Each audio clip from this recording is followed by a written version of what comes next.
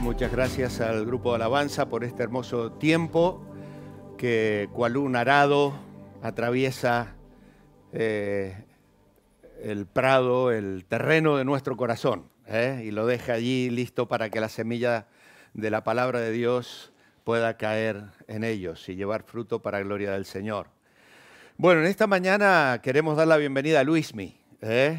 Como iglesia hemos estado orando por él, estado unos cuantos meses pescando en el sur argentino, allí en las Malvinas, y miles de toneladas de calamares. Así que cuando comas un delicioso calamar, ora por Luismi.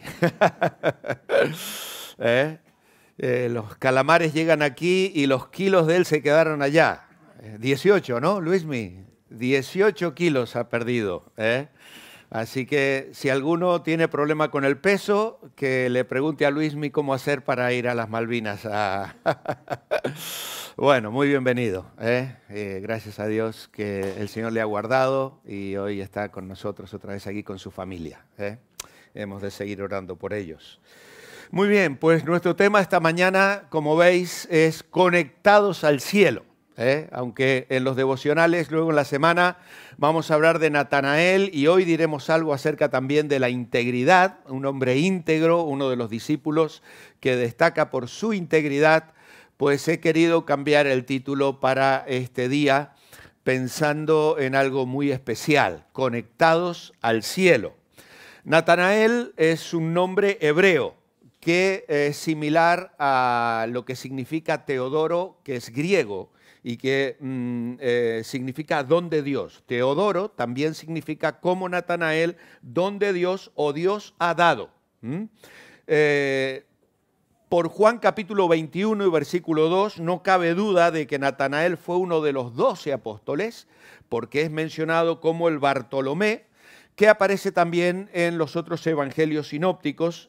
Y la idea de Bartolomé más bien es una especie, diríamos, de apellido de Natanael, dado que Bartolomé significa hijo de Tolmai.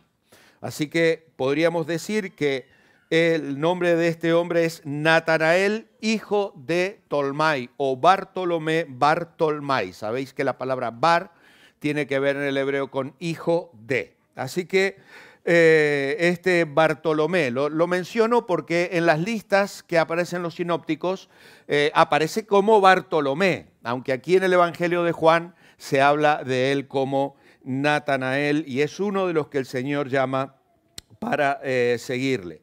Tenemos 3 listas en los Evangelios y luego una lista en Hechos de los Apóstoles. Juan no da la lista, habla de los 12 varias veces, pero nunca da las listas como lo hacen el resto de los evangelistas. Y luego es interesante también ver que en las listas, solamente en una, se mete Tomás entre medio, pero Felipe y Bartolomé o Natanael van juntos. Así que la mayor información de Natanael la encontramos en Juan capítulo 1, versículos 43 al 51, que es lo que vamos a leer. Lo hemos leído también la semana pasada y a lo largo de toda la semana en los devocionales, porque aquí también se habla de Felipe. Dice el verso 43, el siguiente día quiso Jesús ir a Galilea y halló a Felipe y le dijo, sígueme. Y Felipe era de Betsaida, la ciudad de Andrés y Pedro. Felipe halló a Natanael y le dijo, hemos hallado a aquel de quien escribió Moisés en la ley, así como los profetas, a Jesús, el hijo de José de Nazaret. Natanael le dijo, ¿de Nazaret puede salir algo de bueno? Le dijo Felipe, ven y ve. Cuando Jesús vio a Natanael que se le acercaba, dijo de él, he aquí un verdadero israelita en quien no hay engaño. Le dijo Natanael, ¿de dónde me conoces? Respondió Jesús y le dijo, antes que Felipe te llamara, cuando estabas debajo de la higuera, te vi. Respondió Natanael y le dijo, Rabí, tú eres el Hijo de Dios, tú eres el Rey de Israel. Respondió Jesús y le dijo, porque te dije, te vi debajo de la higuera, ¿crees? cosas mayores que estas verás. Y le dijo, de cierto os digo, de aquí en adelante veréis el cielo abierto y a los ángeles de Dios que suben y descienden sobre el Hijo del Hombre.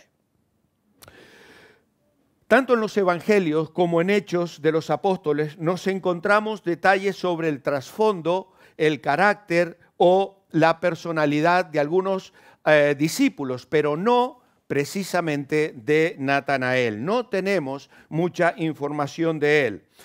Como hemos dicho, alguno lo menciona alguna vez cuando se presentan las listas de los discípulos que el Señor escogió.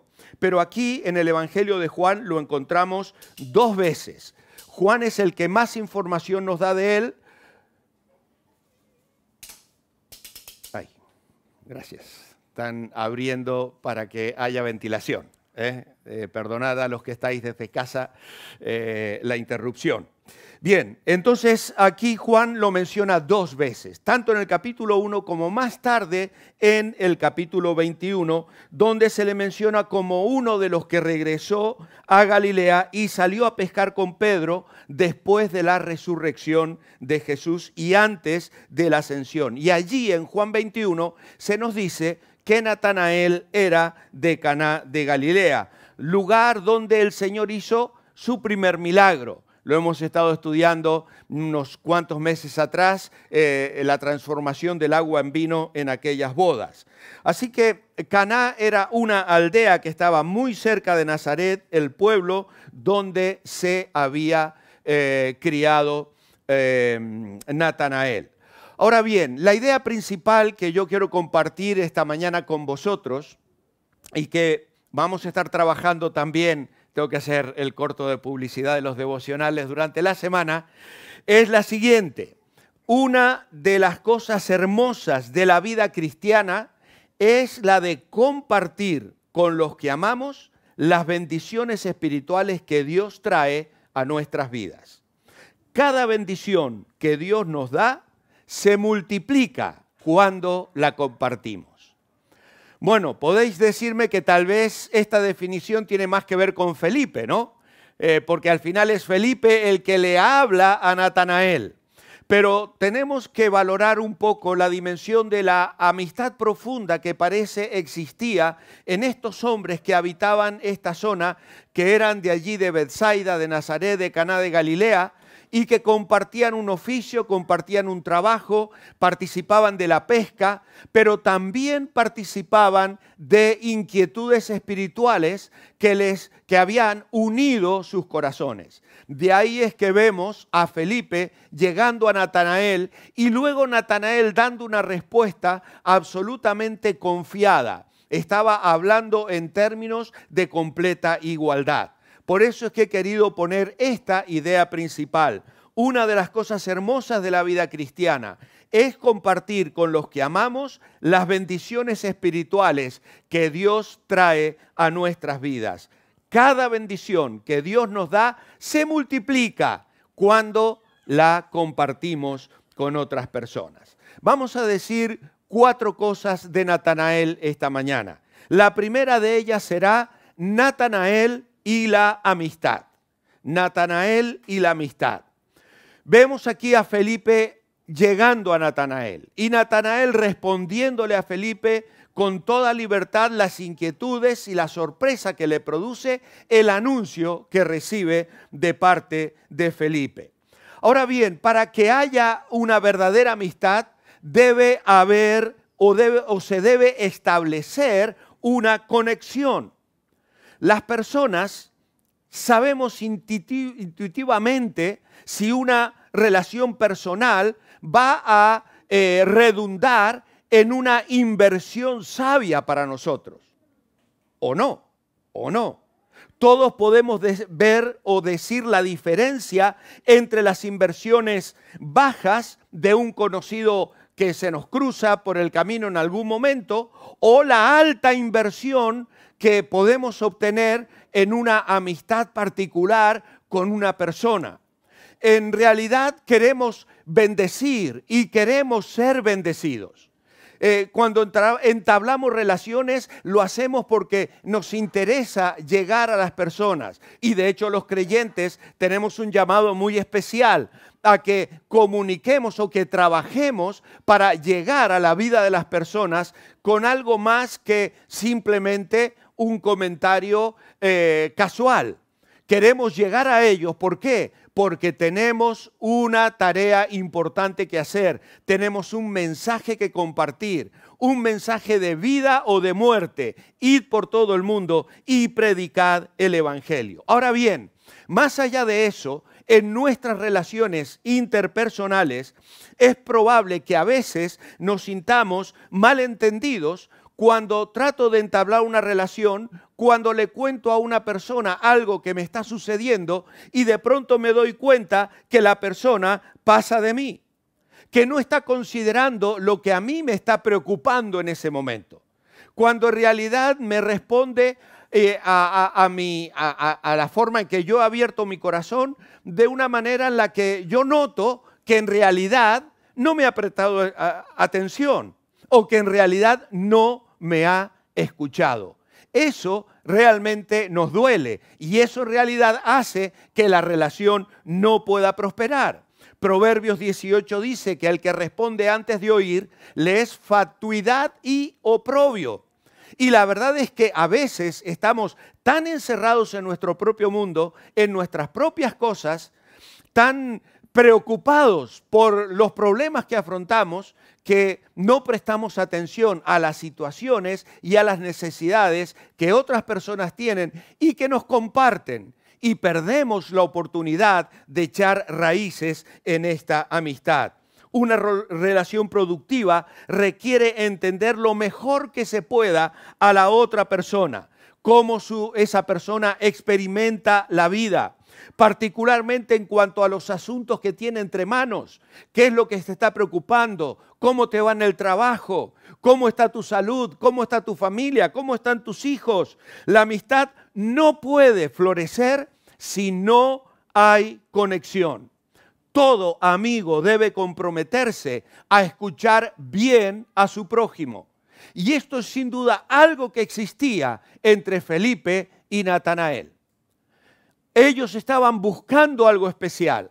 Cuando Felipe se encuentra con Jesús, va en busca de Natanael y le comparte algo que en ese momento era fundamental e importante para él y que entendía era un anhelo que también estaba en el corazón de su amigo. Había realmente una conexión entre ellos. Así que Natanael y la amistad nos habla de la comprensión que debe haber entre amigos. También la perspectiva de un amigo. A veces te has fijado cómo un buen amigo a menudo te ayuda a entenderte mejor a ti mismo, haciendo a veces observaciones casuales o simplemente planteando las preguntas acertadas cuando tú le cuentas algo. Un buen amigo puede actuar como un espejo que te ayuda a verte más claramente a ti mismo.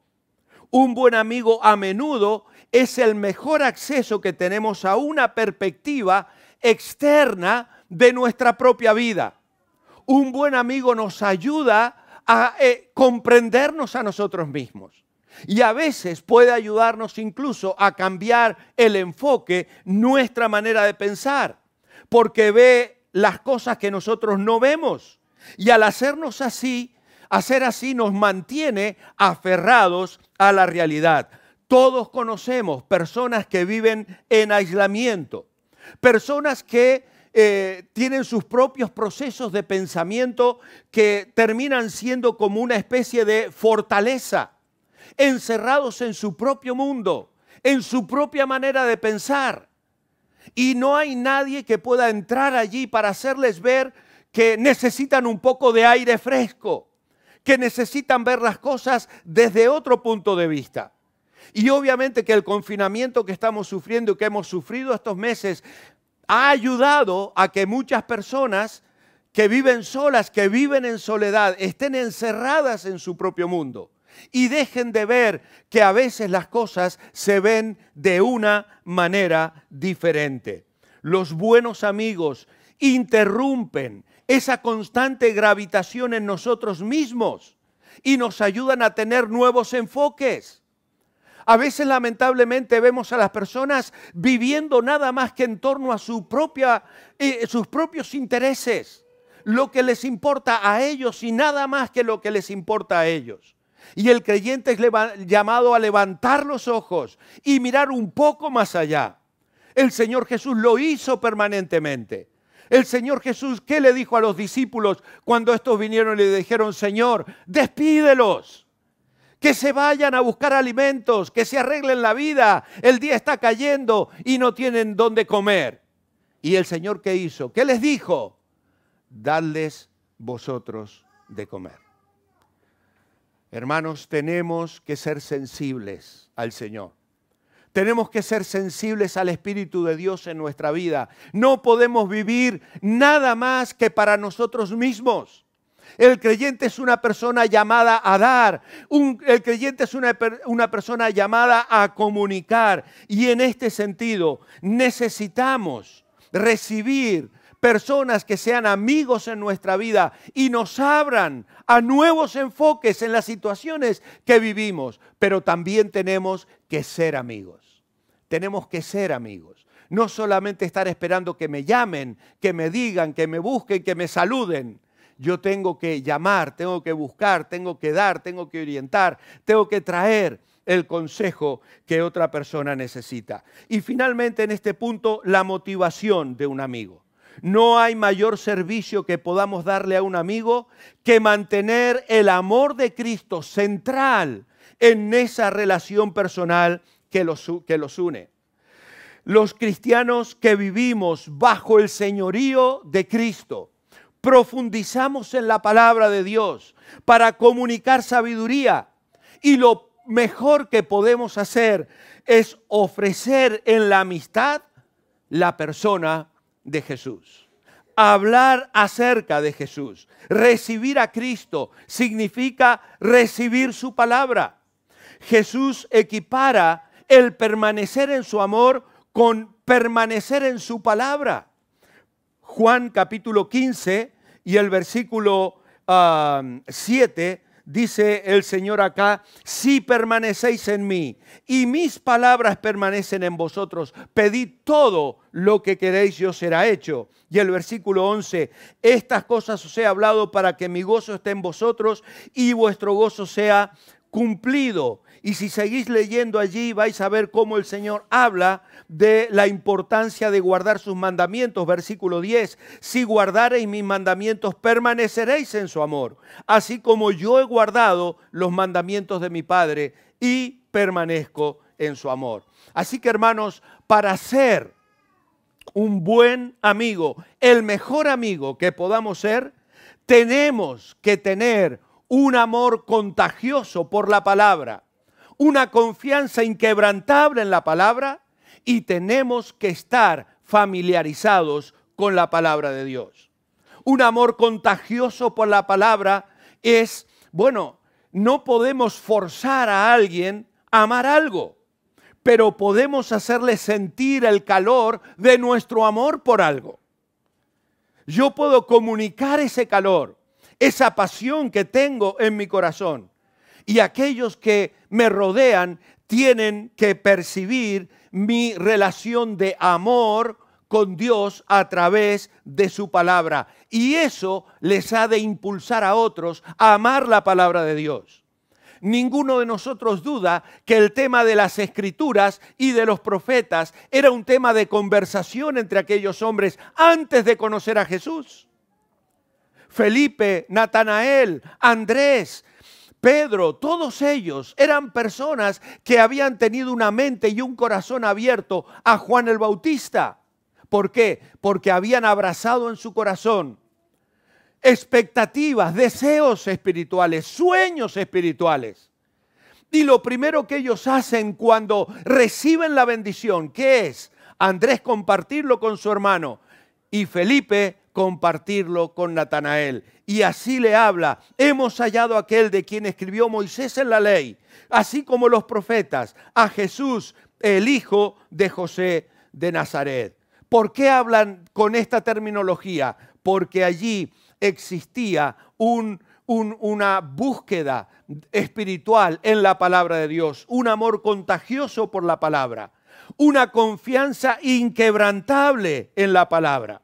Los amigos no deben avergonzarse de su confianza incondicional en la palabra de Dios. Tenemos que comunicar eso en nuestras amistades. El fundamento de nuestra vida en las promesas de la palabra de Dios y esa familiaridad completa con la palabra.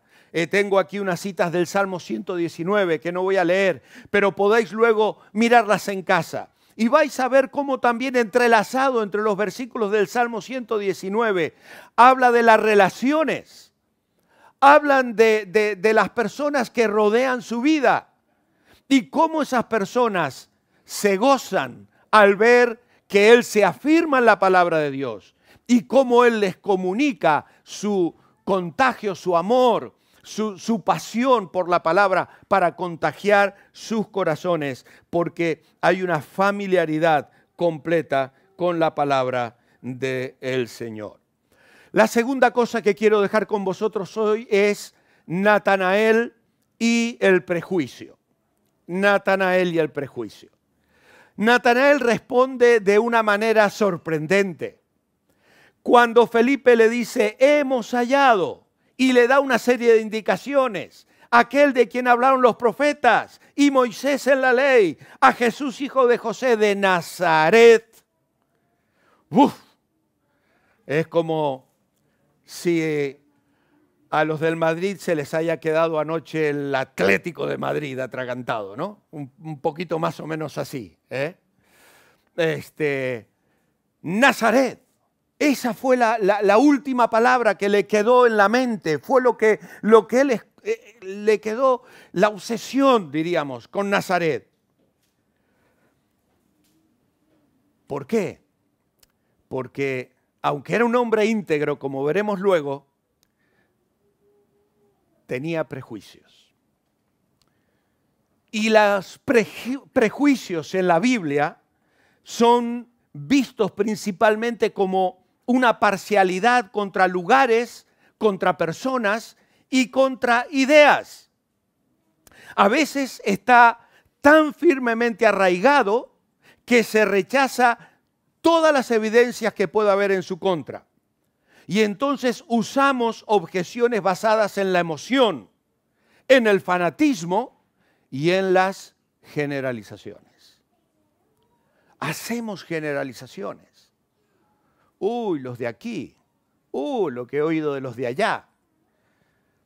Y aquí hoy, y los que nos están escuchando, podríamos hablar de los encontronazos que hay entre chilenos y argentinos, y colombianos y argentinos, y bolivianos y argentinos, y bueno, perdón. Sí, bueno, yo porque soy argentino, entonces yo tengo un panorama allí. Qué pena, ¿no? Cuántos prejuicios, cuántas generalizaciones hacemos. Los metemos a todos en la misma bolsa, en el mismo saco, como decís aquí. Los metemos a todos allí. Prejuicios contra lugares. Natanael dice, de Nazaret puede salir algo bueno, y esto no lo dice solamente él. Más tarde en el capítulo 7 de Juan decían, este es el Cristo, pero algunos decían, ¿de Galilea debe venir el Cristo? Y luego en ese mismo capítulo de Juan 7 dice, ¿eres tú también Galileo?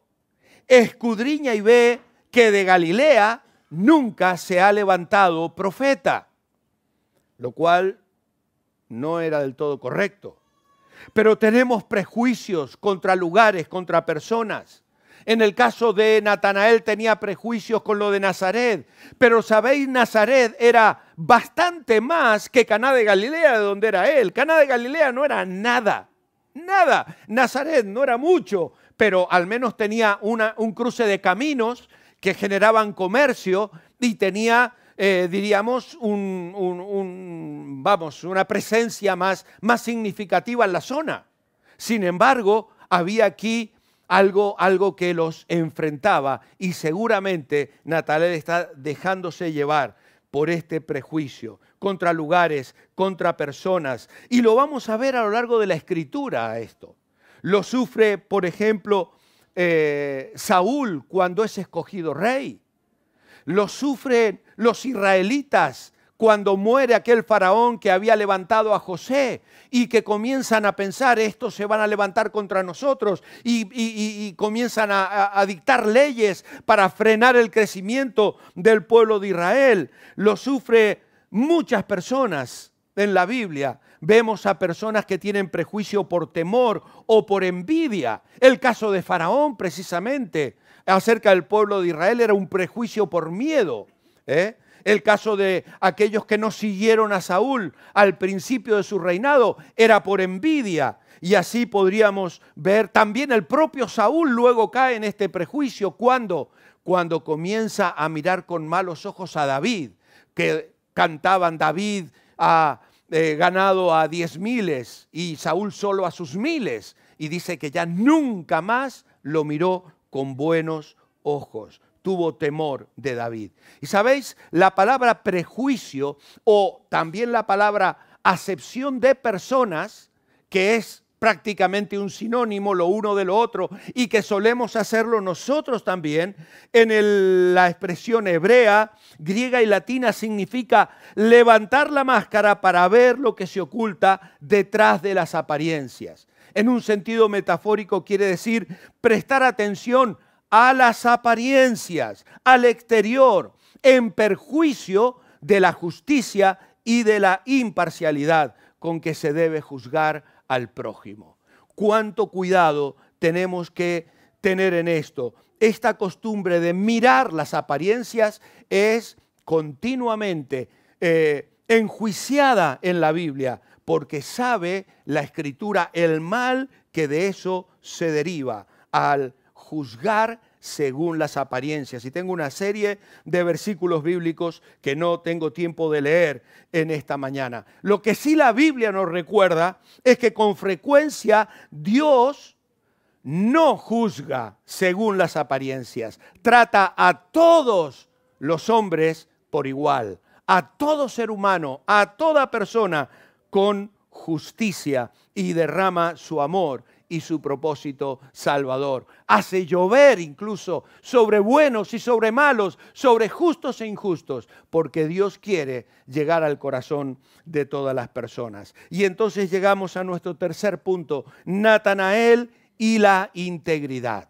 La integridad. Integridad significa entero, total, y habla de rectitud moral, habla de firmeza, especialmente cuando se expresa en situaciones que prueban nuestra dedicación a la verdad, a la honestidad, a los propósitos de nuestra vida, a las responsabilidades que tenemos y a la confianza que otros depositan en nosotros.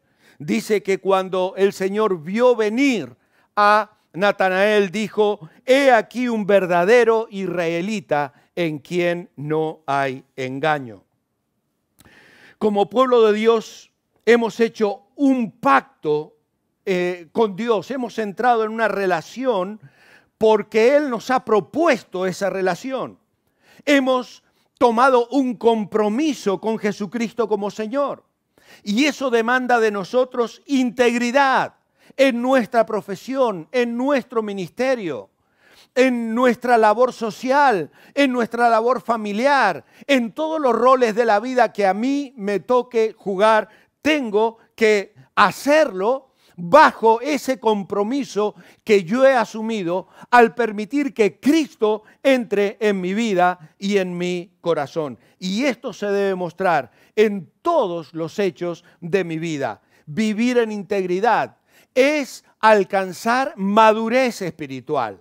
Es decir, la medida de la estatura de la plenitud de Cristo de la que habla Pablo en Efesios 4:13. Y la persona que ha alcanzado esa madurez ya no es llevada de aquí para allá por ilusiones y engaños humanos, sino que se caracteriza por creencias firmes, un carácter moral sólido, un amor perfecto, alguien que ha sido probado en la vida, pero que se ha mantenido sólido y firme, aferrado al Señor.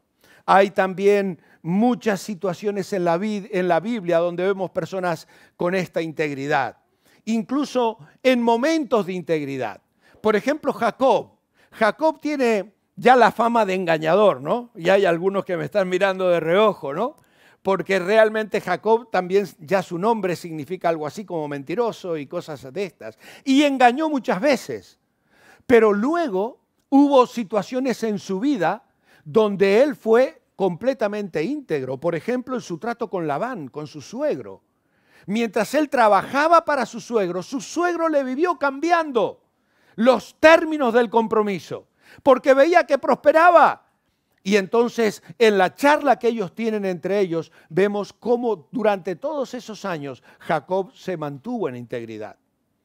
Se lo enseñó también a sus hijos en cierta medida. José, por ejemplo, cuando tuvo que mantenerse firme en la casa de Potifar, cuando aquella mujer le hizo propuestas indecentes. Lo haría luego en su trabajo, en la cárcel, lo haría luego administrando lo que Faraón puso en sus manos. Los propios hermanos de Jacob aprendieron la lección cuando van de vuelta y se encuentran que en sus costales aparece el dinero con el que habían ido a comprar los alimentos. Y allí ellos tienen que volver y aprender la lección de la integridad. Y así vamos viendo más tarde las parteras egipcias en Éxodo capítulo 1, más tarde Samuel en su ministerio en el pueblo de Israel, David incluso, cuando incluso llega él a reprocharse el haber cortado un pedacito del manto de Saúl en aquella cueva, habiéndolo tenido al alcance y sus soldados diciéndole, es la tuya, córtale la cabeza. Dios lo ha puesto en tus manos. Pero aquel hombre íntegro se mantiene firme y no aprovecha esa ocasión para alcanzar un beneficio personal. Natanael era un hombre íntegro. Lo dijo el Señor. No tenemos datos de por qué el Señor lo ha dicho. Pero eso es lo que nos abre a nosotros ahora una expectativa tremenda. Porque vamos a encontrar el cuarto punto con el que ya voy a ir acabando y que he titulado Natanael y la visión. Y esta mañana estuve a punto de escribirle a Fer, que me hizo los carteles, los slides, y decirle, mira Fer, vamos a cambiar el cuarto y vamos a poner Natanael y la promesa. Y la promesa. Pero luego dije, no lo voy a cambiar, voy a dejar Natanael y la visión. ¿Por qué? Porque la visión que Dios va a transmitirle a Natanael incluye la promesa. ¿Qué tipo de visión? Bueno, primero Jesús vio venir a Natanael y dijo, he aquí un verdadero israelita en el cual no hay engaño.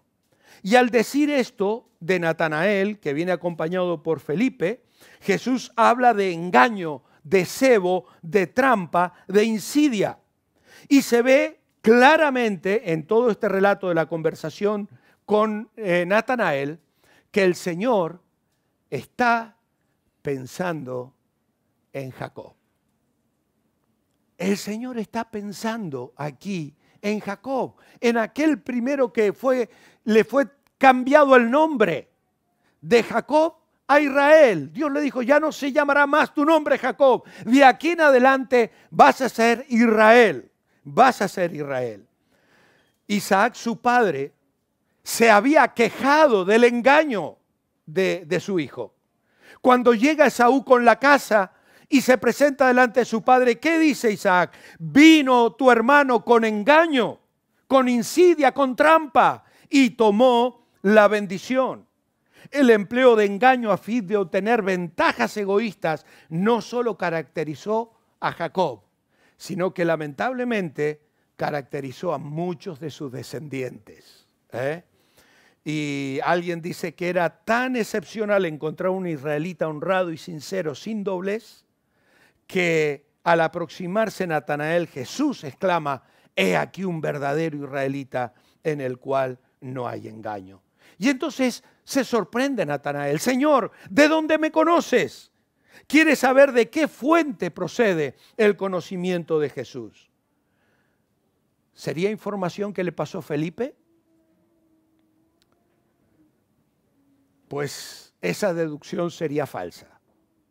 Felipe no le había pasado ninguna información a Jesús.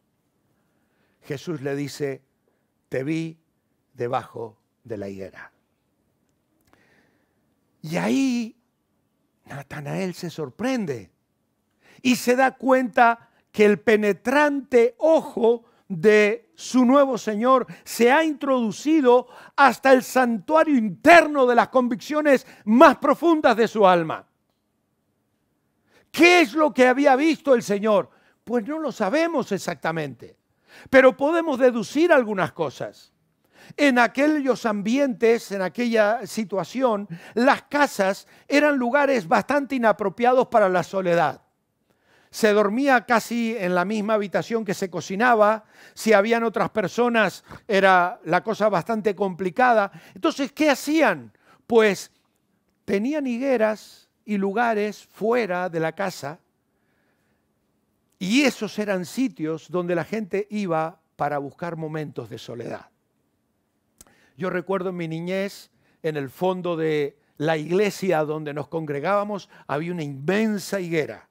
Y allí íbamos los niños a jugar, para disgusto del abuelo de Luis, que era quien limpiaba la iglesia, y se enfadaba porque pisábamos los higos y después entrábamos a la iglesia y dejábamos todo manchado de higos ya podridos realmente, y bueno, era un desastre lo que quedaba luego en la iglesia, ¿no?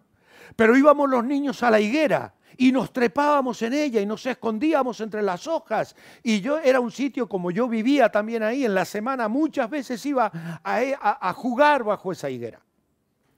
Pues Natanael y muchos de en aquella época hacían precisamente eso, los lugares de sombra y frescor bajo la cobertura amplia de esas hojas grandes de la higuera eran lugares apropiados para la soledad, para la meditación, para el encuentro con Dios. Y obviamente, entre Dios y Natanael había sucedido algo que la Escritura calla, pero que el Señor había visto. Y el Señor le dice, cuando estabas allí, debajo de la higuera, te vi. Y amados hermanos, esto tiene que alentar nuestros corazones, ¿sabes? Estar con el Señor, buscarle, saber que puedes tener experiencias maravillosas con Él en la intimidad de tu vida personal, adorándole, orando, leyendo la Escritura, buscando allí la palabra, los profetas, la ley, esa de la que Felipe le acaba de decir, nos ha hablado del Mesías. Eso era lo que el corazón de Natanael abrazaba, y eso es algo que había impactado tremendamente el corazón de Natanael. Él estuvo en un encuentro personal con su Dios, que nadie más sabía, nadie más, no se lo había contado a nadie. Pero Jesús le dice, cuando estabas allí, yo te vi. Y a mí me sorprende de una manera extraordinaria el hecho de que Natanael responda como responde.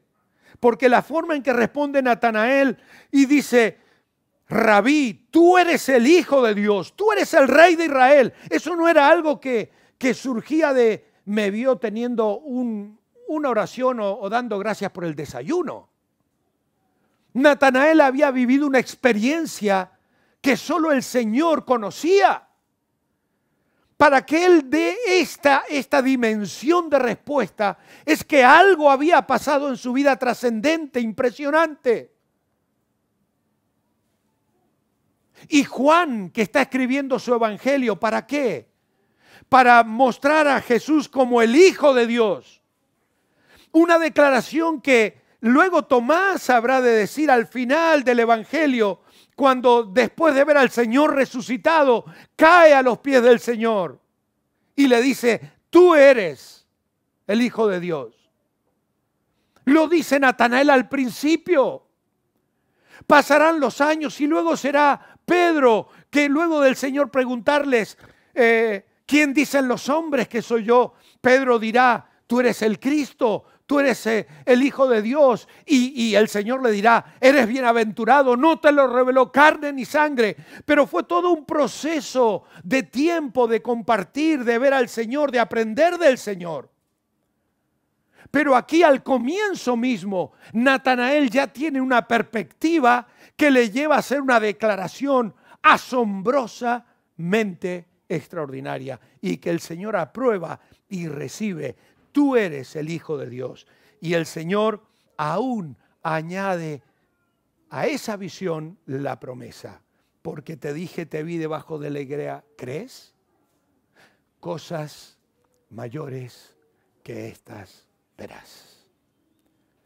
Cosas mayores que estas verás. Y agrega, de cierto te digo que de aquí adelante veréis el cielo abierto y a los ángeles de Dios que suben y descienden. Hermanos, os decía recién que el Señor tenía en mente a Jacob cuando habla, recibe a Natanael. ¿Por qué? Porque aquí tenemos Génesis 27 y Génesis 28. En Génesis 27 está Jacob engañando a su padre y arrebatando la bendición de su hermano. Y en Génesis 28 le vemos saliendo, yendo de camino y en la noche acostándose a dormir sobre una piedra y teniendo aquella visión de una escalera que se apoyaba en el cielo y ángeles de Dios que subían y bajaban. Y lo que el Señor está haciendo aquí es tomar esa visión para decirle a estos hombres, aquí está la verdadera escalera, lo soy yo. Yo soy esa verdadera escalera, yo soy la conexión entre el cielo y la tierra. Yo soy el camino, nadie viene al Padre sino por mí. Amados hermanos, en este momento el Señor les está comunicando algo extraordinario a estos hombres. Les está diciendo que aquello se estaba cumpliendo en él. Aquella visión del patriarca tan bien conocida y leída por estos hombres, ahora se estaba haciendo una realidad. Por eso he querido poner a mi meditación esta mañana ese título, Conectados al cielo, conectados al cielo. ¿Por qué? Porque Cristo es esa conexión. Cristo es el que ha venido a nuestra vida. Cristo es el que lleva ese hilo con el cual tú y yo podemos tener una relación personal con el Dios del universo. Ese Dios todopoderoso que quiere hacer una obra en tu vida y en la mía. Ese Dios que cuando viene a la vida de una persona y la toma y recoge los pedazos que el pecado, el mundo, las frustraciones y tantas cosas hacen con nosotros, el Señor nos toma y nos recoge. Él dice, venid a mí todos los que estáis trabajados y cargados y yo os haré descansar. Y cuando el Señor toma una vida y la comienza a reconstruir sobre cada bendición que Dios pone en la vida del creyente, lleva impreso este sello, cosas mayores que estas verás. Sí, Señor, nos esperan cosas mayores, tanto como iglesia como en nuestra vida personal. Amados hermanos, estamos en una época difícil. Estamos en un tiempo donde está nuestra fe siendo puesta a prueba. Pero en medio de toda esta situación, de toda esta crisis, de tantas lágrimas y de tantas situaciones dolorosas, el Señor está trabajando en tu vida y en la mía. Y está llevándonos a nuevas esferas de ministerio. Tenemos nuevos desafíos como iglesia. Tenemos más personas que alcanzar, más personas que discipular, más evangelio que proclamar. Amados hermanos, nos esperan cosas mayores. Días atrás nos decía Manolo, esto está lleno y tiene razón. Hermanos, cuando se levante las restricciones, no vamos a caber aquí. No vamos a entrar en este lugar. Vienen nuevos desafíos. Yo veo al grupo de alabanza cantando aquí y adorando al Señor con los medios que el Señor le ha dado. Pero ¿sabéis qué creo? Dios tiene cosas más grandes todavía para vosotros. Estáis llegando a muchas personas que semana tras semana mandan su gratitud por el ministerio, por lo que estáis haciendo. Hermanos, levantad vuestros ojos, reconoced los recursos, los talentos que el Señor os ha dado. Y levantemos nuestros ojos porque el Señor viene a nosotros para decirnos, os esperan cosas mayores, nuevos desafíos, nuevas luchas, no van a ser fáciles. Pero tenemos que mirar al Señor. Tenemos que creer en aquel que nos ha traído hasta aquí y que nos quiere llevar avanzando, conquistando, llegando a más personas, ganando a más gente para Cristo. Y eso empieza en la vida personal de cada uno de nosotros. Yo le pedí esta mañana al Señor, Señor, dame la experiencia de Natanael. Yo no sé qué pasó en su vida, pero él se conectó con el cielo. Y desde esa intimidad se encontró contigo y ya se dio entero toda su vida luego para seguir y servir al Maestro. Amados hermanos, examinemos nuestros corazones. Es cierto que como iglesia tenemos una responsabilidad, pero como iglesia vamos a ser fuertes y vamos a crecer en la medida que individualmente cada uno de nosotros, como Natanael, busque esas experiencias de nueva visión, de nueva conexión con el Señor del cielo y de la tierra, del Maestro de los discípulos, que sigue siendo hoy nuestro Maestro. Los Hechos de los Apóstoles es el libro de la Biblia que aún no se ha terminado de escribir. No que seamos apóstoles nosotros, pero es nuestro momento de escribir en la historia que el Señor está llevando a cabo a través de su iglesia. Vamos a inclinar nuestros rostros, la hora ha pasado, pero quiero que tengamos un momento personal de oración.